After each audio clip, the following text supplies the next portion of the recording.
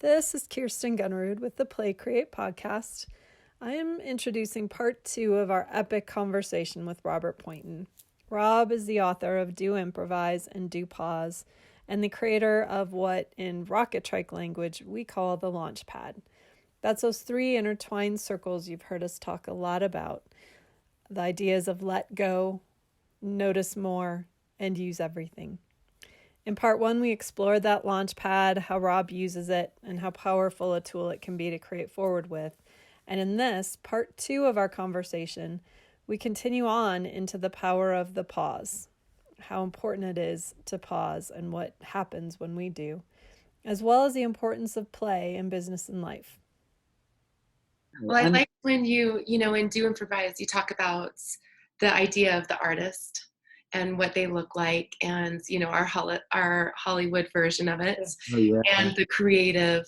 And what I love about this is that it gives it the structure so that you do trust it, so that you can create within this parable instead of trying to think that it has to look. So you're taking away your assumptions, getting those out of the way. Yeah. So you're like, before you're like, oh, I need to be alone in an attic, working so hard to create this moment. And you're like, oh, I have an hour. What do I have right in front of me? Right. And it just changes that. And what's interesting is how when you kind of scratch into it, I remember when we first started, so I'd worked in advertising and Gary had made his entire living being an artist, and when I first told him that in ad agencies, they had things called creative departments, he thought that was hilarious. Yeah. He just thought it was the silliest thing ever. He just didn't make any sense to him whatsoever. And I remember there was a creative director at Saatchi's in New York that we spoke to, Claire Hassett, brilliant woman. And I was a bit nervous because, as you just said, Jill, the kind of this very open, forgiving, generous, immediate way of working seems very contrary to that stereotypical image of certainly of the kind of super chic, super cool ad agency creative. And so I said to her, how did Claire, because she was a big fan of this work, and I was kind of like, how does that work for you then? And she said, it's just about the boundaries, right? So this is the way we always work, always have. Every creative team will work with each other like that because there's confidence and trust. But depending how well the agency's working, if the agency's working well, the creative group, that trust might spread out and everybody's willing to, hey, I've got an idea for your thing. And, have you seen that? And that exchange. And she says, if the agency's really on fire, that might extend out to some planners and trusted account guys and all the rest of it. She said, but the shutters always come down when it comes to the clients. So they're never allowed in, And I thought that was really interesting about how if you're in the know, if you're on the inside, of course it's like this. Mm-hmm. But there's a tense in this image about, it's my genius. And, and that's about possession and ownership and status and all that kind of stuff. It's understandable, Yeah. Well, and the other thing that reminds me of when you were talking about communion, and that communication. And I just love that. And when I was listening to you this morning about the do pause and just how we communicate when we're trying to get the word in or trying to get the idea out or trying to lock it down versus when we're really listening or when we are pausing and giving it that breath so we can see it in a different way. And I think all of this, when we look at your circles, we always talk about the pause in the center. Like that's where we love to dwell. It can't happen. Well, maybe it can in our spiritual world of being in that space all the time. But when you're there, it's really like everything just stops and it's just such a timelessness and it's really fascinating. Thank you so much. That is a huge gift for me because this may sound super stupid, but I'd never thought of that. I mean, I never thought of pause being at the center of the circles of that. It's what happens is when you get into that, when all 3 circles are working, and you're in that moment where you're just in there. Yeah.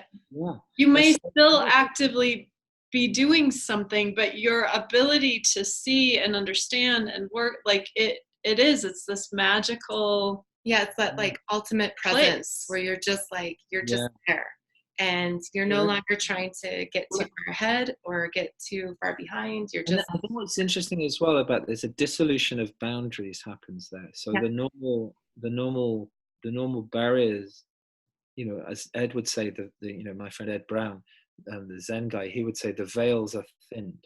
Yeah. That these things that keep you apart. And so I think my most pleasing sensation, and I'm delighted to say I've had this on very rare occasions, but I had it yesterday actually, is when I hear something said and I go, oh, that's amazing. That's really, and then I go, where did that come from? And then I go, oh, that was kind of in my voice. That's interesting.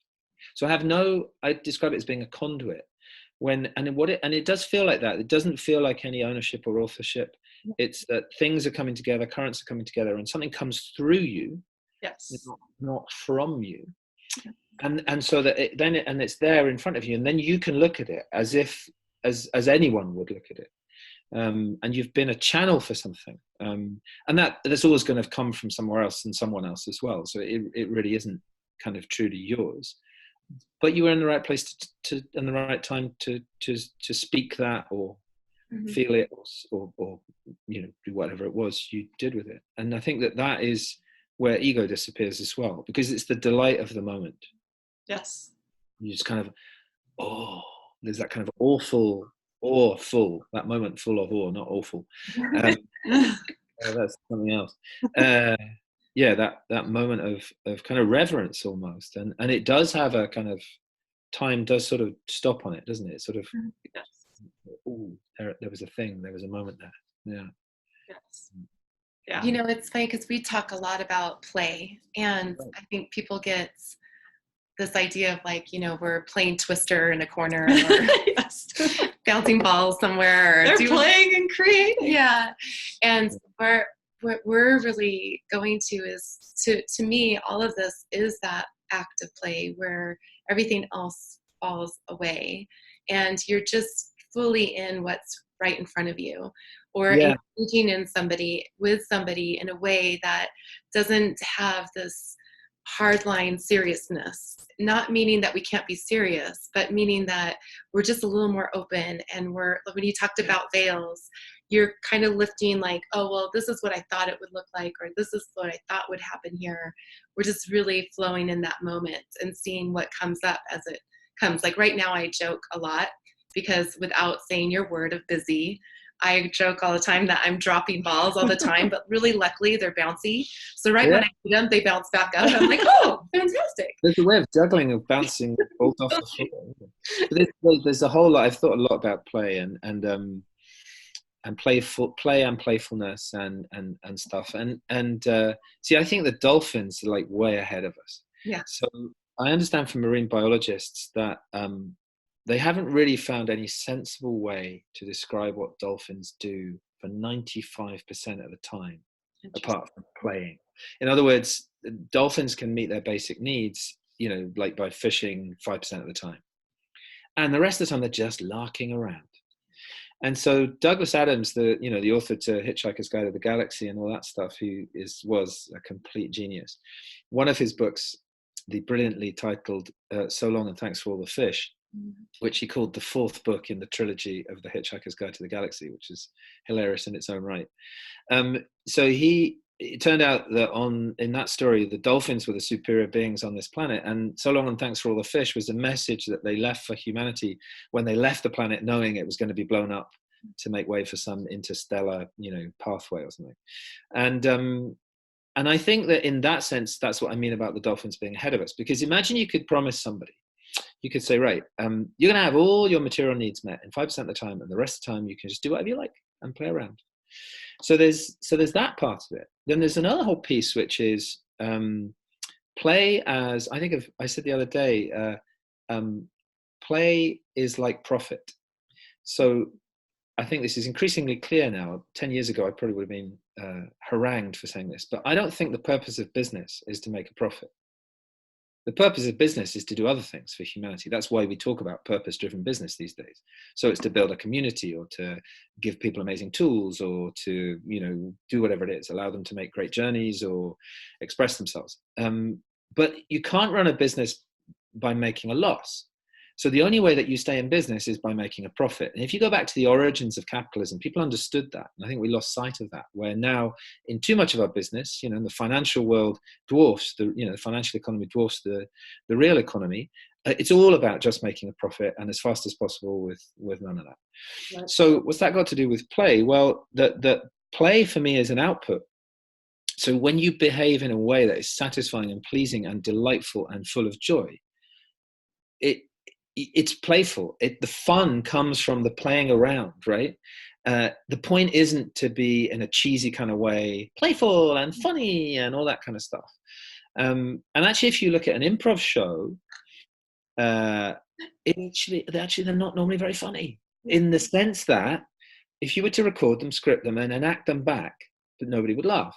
So then you go, well, why are people laughing at improv shows, and why is it such a reliable kind of form of theatre and of comedy theatre at that?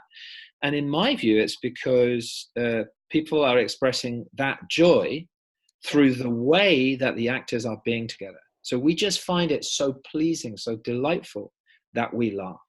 We laugh because he listened to her and she took what he said and then they did that with it, which was the obvious thing. And isn't that just delightful? And we all laugh, but it's actually not funny. Yeah. So in a way that a joke is funny, a script is funny, it's a different kind of a thing. So there's that.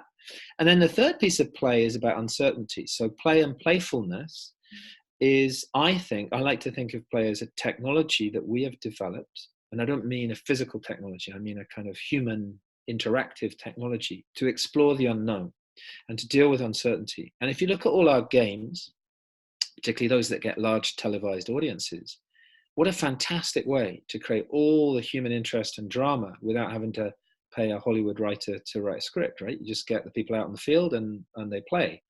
But for sure, nobody watches it on repeat apart from the fans of the team that just won the trophy. Because the essence of it is you don't know how it ends. And that's part of what keeps you at it. And so play and playfulness are to do with a way of exploring uncertainty in a joyful manner.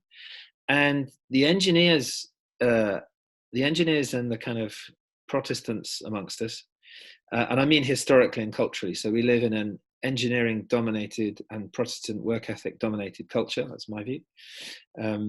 My father was an aeronautical engineer, so his world revolved around there being no play, because play in a joint or a bearing, that's a bad thing. That's bad workmanship, that's sloppy, that's dangerous. And the same is true, in an extreme Protestant way of thinking, joy is sinful, pleasure is sinful, so play is sinful. And so the combination of these two, and nowhere is that exemplified better than in modern North America, it's been taken to an extreme in a way, and obviously there's millions of other cultural influences, but that's a really strong one. Means that sort of, that we've misunderstood the nature of play as a way of exploring and engaging with uncertainty. Yeah. And so our desire to have future-proof strategies is a kind of extreme reaction. First of all, they're always going to fail because nobody knows what future holds, but also it's unnecessary. And it means you're going to miss all sorts of opportunities along the way if you're not able to be playful with what might happen.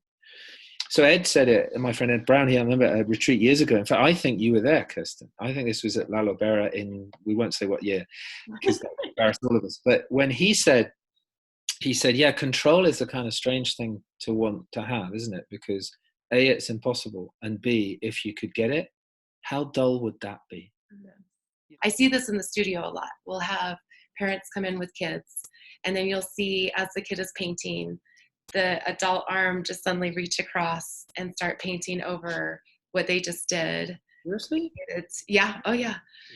It's not all the time, but it definitely happens. And I think it's because the parents, too often, they're living through their children. Yeah. So they're defined by what their child is behaving like, producing, looking like, etc. And then they get in this whole idea of, well, it has to look a certain way for me. And there's that whole idea about conscious parenting. Like, if we're not even our ideal self, how can we put that on our children to carry? And it takes what you were talking about, going back to control. It's, we can only control what's happening right here. Yeah. But so often we're trying to control everything all else. of this, and all we can control is how we show up. And I think what happens even here, control is a tall order. It's more like influence. Definitely. Please know there's nothing controlled here. Yeah, it's like what's amazing. I mean, sorry, God, this conversation is so rich. There's so many ways we could go, but I'm in mind of. So there's a cardiologist here, a guy called Dennis Noble, who's a systems biologist. By here, I'm pointing in the direction of Balliol College, which is over there. And he is the man that built a virtual model of the heart, and his life's work was about trying to understand how heart rhythm occurs. So this is a pretty important subject, right? We all depend on this, right? The heart rhythm. And so what he was looking for was the control unit, the pacemaker unit. So when people's heart rhythm doesn't work so well, we give them a pacemaker unit, and those work. But the thing is, in a naturally healthy heart, there is no pacemaker unit. So nobody, nothing, no body of cells, no single unit, no part of the heart, no part of the brain corresponding to the heart controls heart rhythm. Heart rhythm emerges from the complex interaction in a certain set of conditions of the millions of cells that make up the heart. So it's, in complexity terms, it's an emergent property. And so it's a kind of very tight analog for a whole bunch of cells improvising, producing a coherent story, right? But in a kind of life-giving way. And so this idea of kind of that we need to control things is absolutely bizarre. I think it's a legacy of the fact that in a certain limited domain, Isaac Newton, he said, I can measure the orbits of the planets, but not the madness of men. Yeah. And so that measuring the orbits of planets was really successful for dealing with the material universe. But even then, sorry, I'm going to go on a quantum physics binge now, but it's just that even within physics, 200 years later, 100 few years later, even the physicists kind of go, ooh, it's a bit weirder than that, actually. Even the physical material world is a bit stranger than that. It's a dance. There's nothing actually there, and how you look affects what you see. So, and nobody really has bothered to embrace that philosophically, because that's just all too difficult. But of course, all the old Eastern traditions, they tell us that. So Shiva is the god of destruction and creation at the same time. Oh, look at that. There you go. Yeah. And Taoism and all the rest of it. So, so where I'm going with all this, if you go back to the kids, right? So you remember Adam's story in Eating the Big Fish about, I forget his name now, the founder, was Herb Kelleher, the founder of Southwest Airlines? When they started Southwest Airlines, and what seemingly impossible task, so imagine he was a kindergarten child at this principal's school, and he says, I want to turn the plane around in 10 minutes from landing, getting everybody off, passing, cleaning, putting food on, getting out, going around again. And they said to him, that can't be done. And so when people said to him afterwards, how did you do that? He said, well, we didn't know it couldn't be done. Yeah. Because he was a lawyer and he came into the airline industry from somewhere else. And so in Adam's world, the idea of, challenger brands coming from intelligent naivety, well, who's intelligently naive if not a 5-year-old child? Yeah, exactly. And which reminds me of the Groucho Marx. I love that. A child of 5 could understand this. Somebody fetch a child of 5. It's like, that's what you want to do in your brainstorming sessions, like fetch children. Yes, fetch children. Thank you for joining us for part 2 of our conversation. In part 3, we dive much deeper with Rob into the power of the pause. He's written a whole book on it. This isn't just about what a pause can do for you, but it's also about this incredible place you can get to, a place that lives in the middle of notice more, use everything, and let go, where it almost feels like you can shift time and just see things very clearly in the moment. It's really good stuff. Hope you'll join us for part 3. Thank you and have a great day.